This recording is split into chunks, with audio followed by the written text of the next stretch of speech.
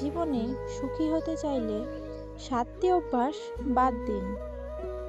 যে মানুষগুলো কখনোই পরিবর্তন হবে না তাদের কাছ থেকে প্রত্যাশা করা বন্ধ করে দিন।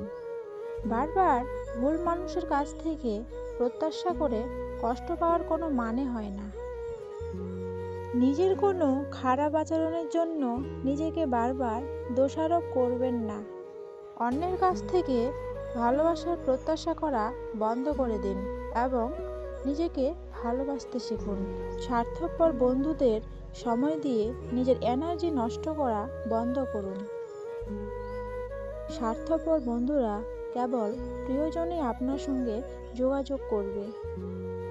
সবসময় নিজে কিছু পারেন না, আপনাকে দিয়ে কিছু হবে না, আপনার যোগ্যতা নেই, অভিজ্ঞতা নেই, এইসব বলে বেড়াবেন না। তাতে নিজেকে ও নিজের স্পৃহাকেই ছোট করা হয়। সবসময় অন্যের সাথে প্রতিযোগিতা করা, প্রতিশোধ পরায়ণ হওয়া ও বিচার চাওয়া, এই অভ্যাসগুলো বাদ দিন।